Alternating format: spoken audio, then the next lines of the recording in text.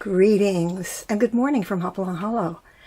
We are back in the garden and in the greenhouse to plant some bulbs today. Believe it or not, we are planting bulbs at this time of the year. And we'll be doing some seed sowing and a lot of cleanup. I really don't have a lot to plant. Maybe less than 100 bulbs, tulip bulbs, some Fritillaries, and some ranunculus. So we're going to start with the ranunculus. And where you live and what zone you're in, that will depend on when you plant these. And a lot of suggestions say to plant them in the fall. That is, get them going in your house or in your greenhouse in the fall or in the spring. But I'm in East Tennessee, Zone 7A, and I'm going to follow the advice of one of my favorite Tennessee flower farmers. And she said to get these going, to get them pre-sprouted, to do it in January. And I'm pressing my luck because today is the last day in January. But as you can see, they start out like these little weird, dried out, crinkled things that look halfway dead. But you're going to put them in the water for about 3 to 4 hours and plump them up. This is nice warm water. I'm just going to sit them in here for a couple hours, let them plump up. Then I'm going to put them in a very shallow bed of potting mix. Once they've plumped up, you've got this beautiful little octopus fella. And you're going to plant them very shallowly, just by pressing them into some soil. You're going to put the little tentacles down. You can see already that there's life here. And that's just from soaking it for a few hours. Here you can see my tray of potting soil. It's very shallow.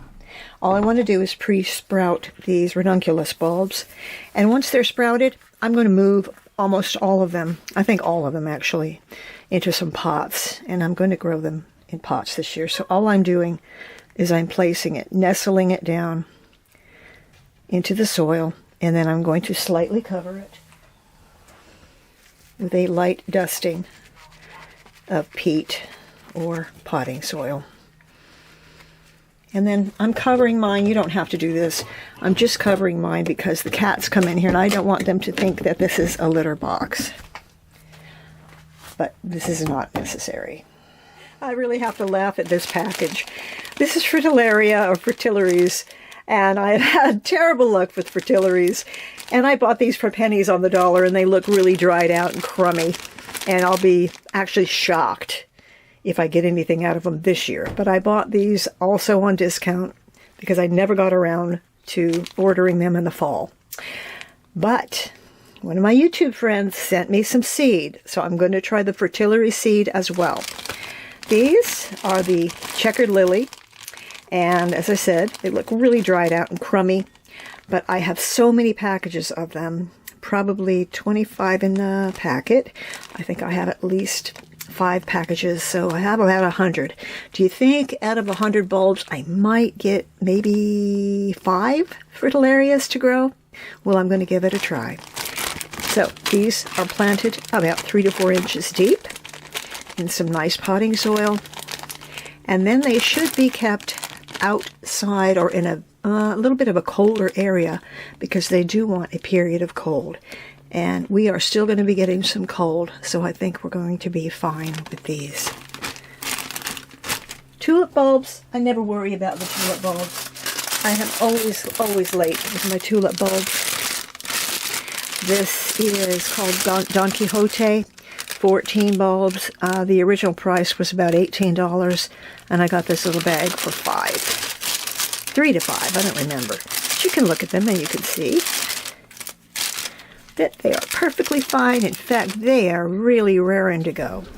So I've got to decide where to put these.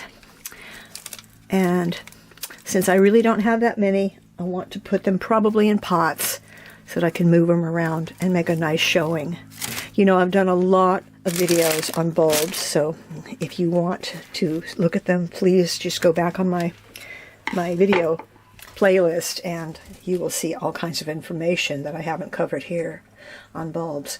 But seriously, if you want to get your bulbs going and you haven't bought any yet, it isn't too late. You can still do it. And even Bunny Guinness, one of my favorite UK gardeners, she plants her bulbs in January and February. And believe me, I trust that woman.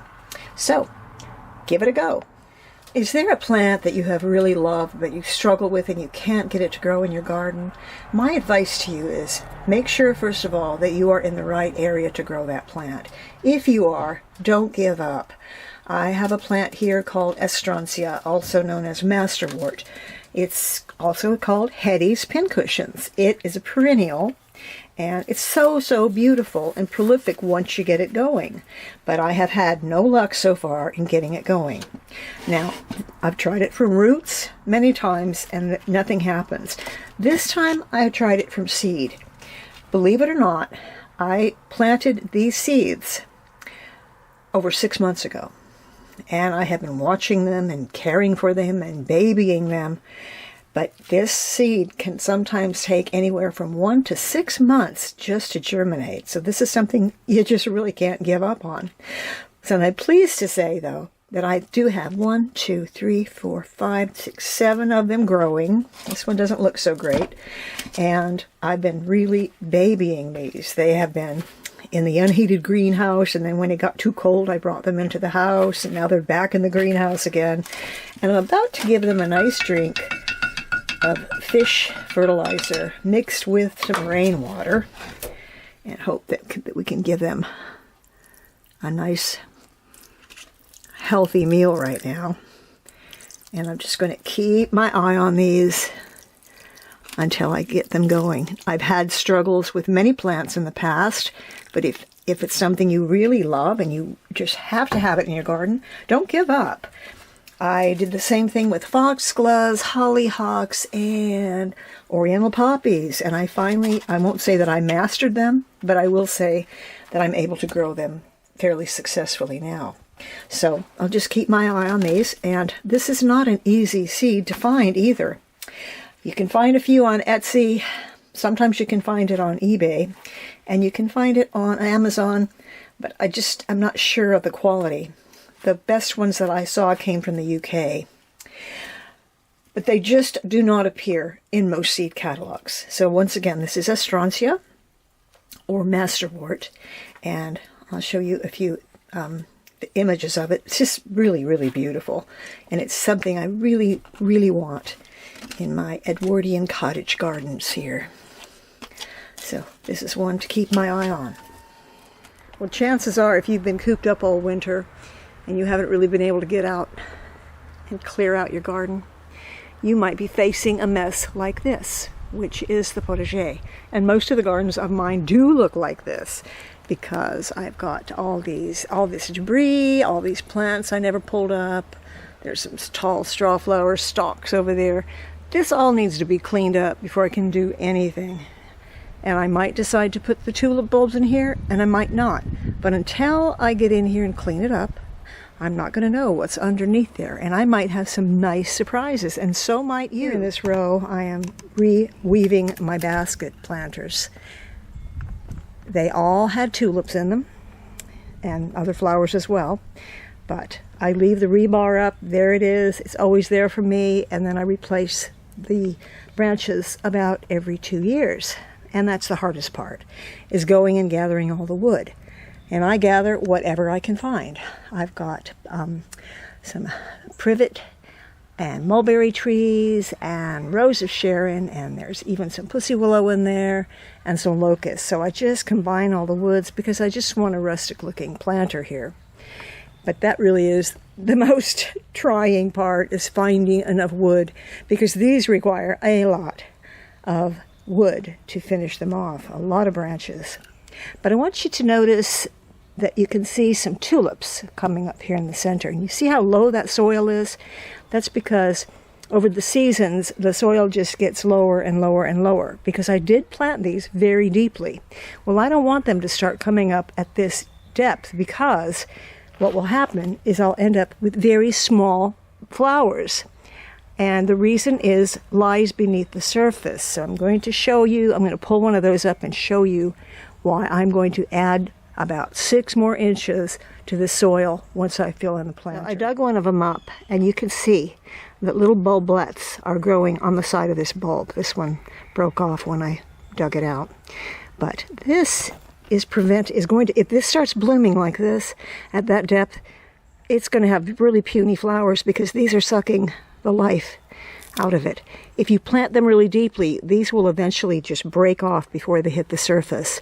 So I really want these bulbs to be planted way more deeply. So I'm going to add about 6 to 8 more inches of soil in that little basket over there, so that when these break the surface, before they break the surface, the bulblets will break off and all the energy will be going into producing a big bloom from one bulb instead of several little ones.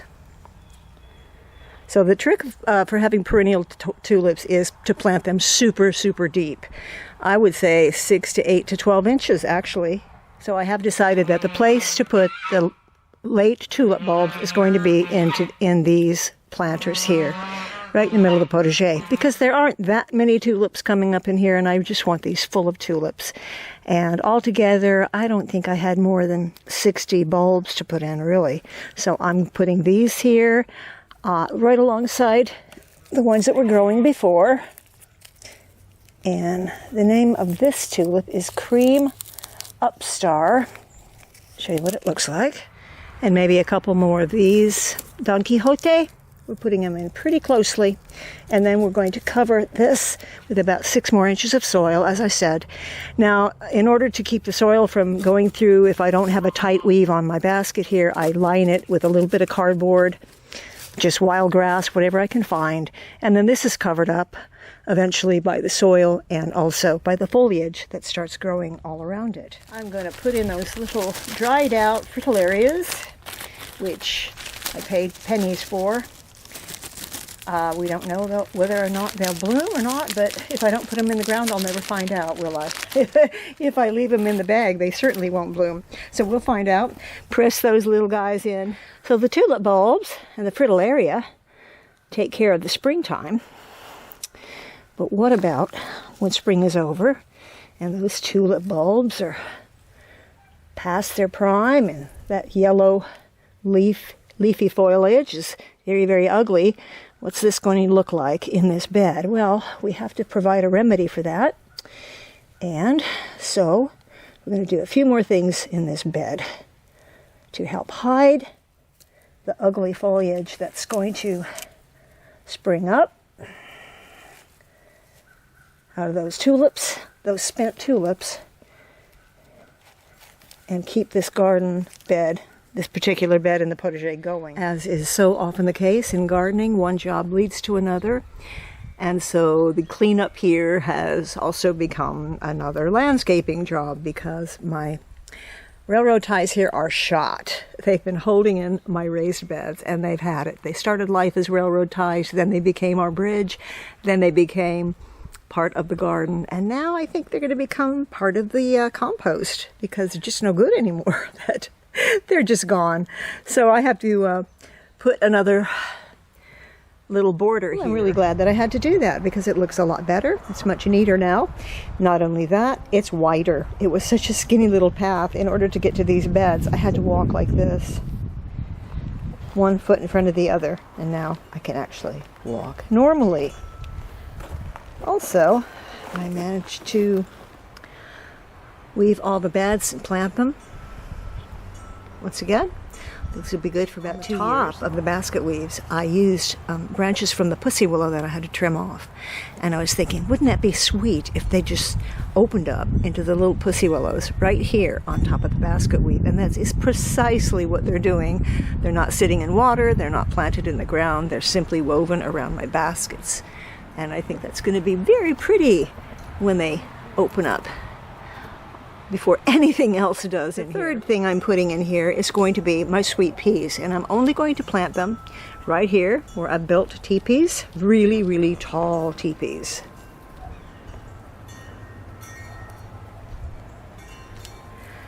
And that's because if the tulips come up right here in the middle, around April and May, that could also be when the peas are going to be really starting to grow. So I want to train the peas to come up.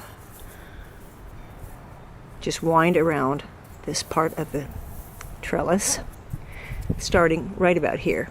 Then I'll put some horizontal string and let them start growing up and up and up and up, so they don't hide the tulips that are underneath them. We'll see how that works. It's just an experiment. And after the tulips, I think we might just put some pansies in here that I'm going to start from seed today inside the greenhouse, or maybe in a winter sowing box. Usually the sweet peas don't start doing much until around June. But I want to give them a good head start because they are cool weather crops. And we'll start some of those right here directly into the ground. I do that every winter. And we'll also put some in some seed trays, and we will also put some in some winter sowing. As you can see, I still have a long way to go here. A lot of cleaning yet to do. And you might think I'm being a little premature to be coming out here already and getting away all this good dead leaf material that's covering these plants. But the fact is, this is when those little viney weeds are starting to come in. And that's not all. I've got small plants such as tulips and daffodils are poking their way up through the soil. And since I have to stand in these beds, I don't want to be in here crushing them and breaking off the tips. So this is a good time for me to get in here, get all those little weedy vines like creeping Jenny and the wild geraniums out of here, and then put in a nice load of compost from the barn. And so I'm starting to do that slowly, very slowly. Well, we started out with a little bit of sun today, which was really nice after that cold spell, but now it's getting dark and dreary and gloomy again, and it's supposed to rain again tonight. But since I'm still out here in the potager, I want to answer a question that I got on community posts.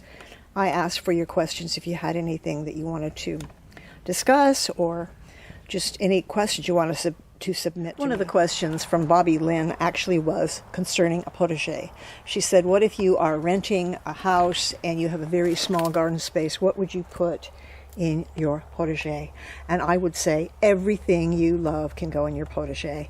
Your herbs, your flowers, your vegetables, and your roses, your seeds, your ornamentals, everything. But if you're concerned about the fact that you may not be living there forever, and you're concerned that somebody's going to move in and not appreciate the garden that you've put in, plant things in pots that you can take with you. Plant perennials that you can dig up and move, because you can move an awful lot of things. You can move roses, coneflowers, you can move rudbeckias, just all manner of plants can easily be moved from one place to the next. Plant a lot of annual seed, because that's something that it doesn't matter the next season. But you don't know if the person that moves into that house the next time after you've left is going to be a gardener. They may be the kind of person that wants nothing to do with a garden and tears everything out that you've put in. And that would be rather disheartening, I would say. So I would just plant the things you love. This potager isn't very big. It's got a lot of beds in it, but my goodness, it holds so much. So it doesn't matter if your space is extremely small, because we've got just about everything you can think of in here. I have blueberry bushes, I have plum trees, a peach tree, I have about 7 roses. Some of them are climbing along the fence, and some of them are climbing on trellises. You can put your vegetables, your herbs, and your flowers, everything you want to in a potager, and that's why it's my favorite kind of a garden. You could do that in any kind of garden, put anything you want, but I think a potager is just a really special kind of a garden, as it started out as a kitchen garden. So there are your herbs and your vegetables and just your ornamentals. They all go together in a very small, convenient space. So that's what I would recommend, because this is actually my favorite garden, and that's why you see this one so much. I know it looks still like a mess. Oh, and another thing, your bulbs. Put your bulbs in there. Now, you can even take your bulbs with you if you're going to move, or you can leave them for the next people that come along. But that's my advice. Plant a lot of things in large pots that you can move. Plant perennials that you can move. And plant a lot of seed. So that's all I have to say about it, I guess. We're going to start out by doing our sweet peas today. And I'm going to start out by soaking them. And I'm using these cat food containers that I have 2 of these a day, and I'm always trying to think of a use for these instead of throwing them in the trash. But they're perfect for soaking lupins or sweet peas or anything else you need to soak. And you can mark the name of the pea right on the can and just keep it year after year. If anybody else has ideas for these cans, it would certainly be appreciated, because I just hate throwing all these away. And I'm going to use my favorite method of sowing seeds. First of all, I'm going to direct sow some of them, but then I'm going to use these hard plastic cups that I purchased many years ago from the dollar store. I drilled 3 holes in the bottom, and I have been planting peas in these experimentally, and this has always been the best method for me. So it's very deep, so those roots can go way, way down, and you can keep your peas in your greenhouse or on your porch for a long time before you actually have to put them in the ground. So these are great for me, at least. And as I soak the peas, I'm going to answer a few of those questions that we got on the community post. Elmiri asked, what 3 bushes and what 3 plants would you always have in your garden? That's a great question, but it's really actually kind of hard to answer. I had to think about that for a long time because I love so many different things. As far as bushes go, I would always have a chaste bush. I would always have a rose of Sharon, and that could be considered a small tree, but you can also consider it a bush. And I would always have a rose bush somewhere. Chaste bush, because the color, the blue color and the spires are so incredibly beautiful and they last for a long time. Rose of Sharon, because they look like hollyhock trees or hollyhock bushes, and they also bloom for a very long time, and they really are not troublesome at all.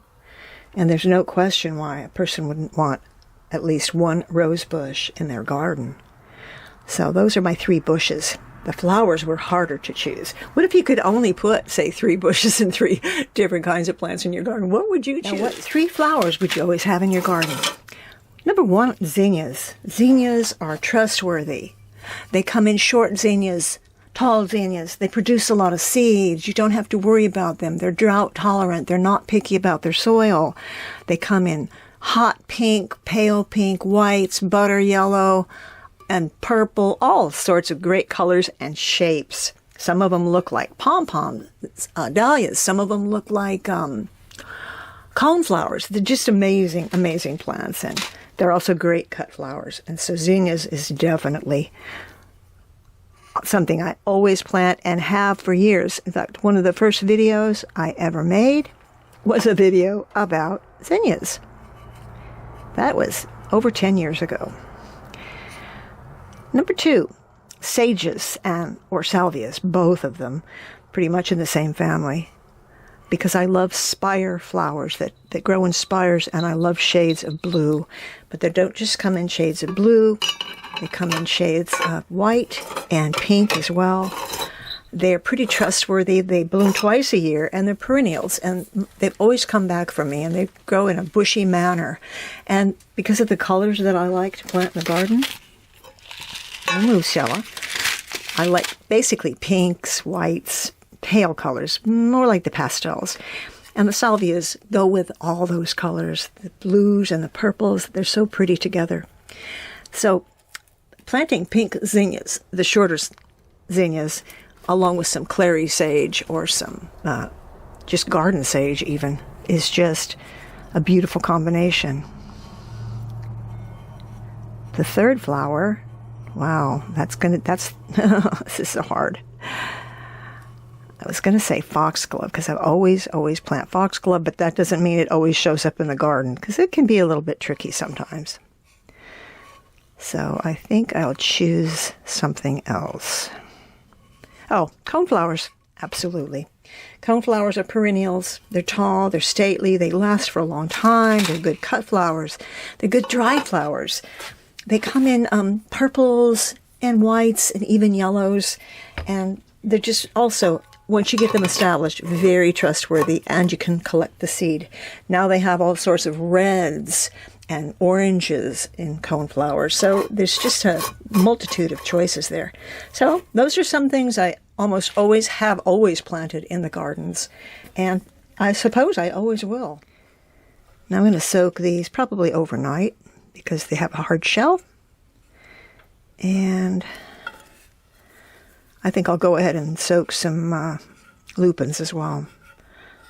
These are good things to plant at this time of year. I also asked how my chickens are doing after I built them that nice little coop up in the barn. How are they doing? Well, they're not. They're not. They do not go up there except during the day. They go in there and they scrounge around a little bit, but they won't sleep up there still. And only one of them is using the nesting box. The rest of the girls are not laying at all, but it has been very, very cold. But the ones that have discovered the nice little apartment that I built up in the barn are the peacocks. They've been great about going up there and sitting on the perches and getting their food. So at least somebody is using that little area. So here in my marvelous pea container, my pea starters, I have nestled 8 little peas. Just press them onto the surface, on the top of the surface. 2 in each little hole, 8 peas in this container. And I will lightly cover this with vermiculite. And then I will put it in a cool area inside the greenhouse, because the greenhouse is not heated and it's still pretty cool outside. And we'll see what happens with these peas, and I think they'll do fine. I have so many peas here, though, I'm going to have to plant them in different containers because I've only got 10 of these. We have mice, of course, and they like peas, so I hope that's not going to be a problem out here. My next method of sowing today is going to be winter sowing in my plastic bins, which I created, I don't know, maybe 4 years ago, something like that. I drill holes in the bottom. I have a video about it. I'll link it below. And if you don't know about winter sowing, oh, there are hundreds of videos on winter sowing that you can learn everything you need to know. I put my seed starting mix in here, and I'm just going to start out with, I think, snapdragons. And I've got a white snapdragon right here, and the seeds are extremely tiny. I will sprinkle the seeds on top because they need light to germinate. And then I will cover with my lid here. I will secure it all the way around, and I will simply set it outside and leave it alone. The water, the weather, everything, it's like a mini climate in here. The moisture can come in these holes and out the bottom, so there's not too much. You can set it somewhere on your patio, outside, in the winter, in the snow, and this is a great way of starting seeds. I've been doing this now for about 4 years. I didn't do it so much last year because I had the greenhouse, but really for a lot of plants, this is really the way to go. Now with winter sowing, which is what we're doing now, because we don't use grow lights and I don't use all those heat mats. I don't use that stuff. I just don't want to. I have it all. I don't like it. I don't want to use it. I'm trying to make things easier on myself, not harder. So these are plants that are actually cold hardy plants, and it's a good idea to get them started really early in the year or in the fall. So there's a huge list of cold hardy plants that you can look up. And most of them, a lot of them are annuals, but some are perennials as well. Bobby Lynn also had a question about plants that she winter sowed, and she was afraid that they were getting too big for the winter sowing containers, but it was still too early to put them outside because they hadn't gotten their last frost date. Now that's a tough one, honestly. I don't know what to tell you, rather than if you're really, really concerned about something happening to them, put them out in the garden and cover them with a cloche. That's what I would do. So as long as your soil is workable, it's not frozen soil. You've got your soil, you dig up your plant out of your little bed, taking that soil with it, make a nice little cozy home for it in your garden, and then cover it with a cloche. You can keep it safe from the weather underneath a cloche with the ventilation holes closed. I've done this many times. I've actually planted things straight into the garden in the winter that shouldn't have been planted in the garden, but I put a cloche on top of it, and they were fine. So that would be my advice to you if you're really concerned that your plants might freeze to death out there in the cold. And another thing with plants that have been winter sown in containers outside, they're already accustomed to the cold, more so than a plant that was grown on a heat mat, under lights, or in a heated greenhouse. So you've already got them pretty cold tolerant. So if you just take the cloche just to protect it until your frost date is over, you should be okay. I'm really excited about this seed starting system right here. This was sent to me last year from Vego Garden or Vego Garden. And I didn't have a chance to try it out because it was already too late in the season. But there are 8 different seed trays. They are really, really tough and sturdy plastic. So this is not something you're just going to toss away and, end up in the garbage heap. These will last for years, and even the tops, the humidity domes, they're also super sturdy plastic. You can see the slits here in the side for root pruning. They're fairly deep. Nice big holes in the bottom to poke that plant through when it's ready to come out. And also, it's got the bottom watering tray, but it's also got a great system for watering on the top, because there's a tiny slit there in the top that you fill this with water, and it just drips, drips, drips very slowly out into this little compartment here and waters your seedlings. So I'm kind of excited to try this. I don't know who I want to put in here, but I want to do some plants that I really want to keep an eye on. So my goal this year is really get my snapdragons going. I don't know. I didn't have a terrible time with snapdragons. I can get them to germinate just fine, but they never get to that really beautiful stage where they're really producing beautiful flowers. So let's go on to another question that I had. Well, I decided to fill up this tray here and decide what to put in it. So one of the other questions that I got was, when are you going to finish that garden book that you showed us illustrations for a couple of years ago? And I think I mentioned at the time, I have all the illustrations drawn. They're not all painted yet, but half of them are finished. That isn't the problem. I could finish the artwork probably within a few months if I would get busy with it. I have so many other things I do, however, but that's not all. The problem is content. There are hundreds and hundreds of garden books. Do we really need another garden book? It has to be different. It has to be...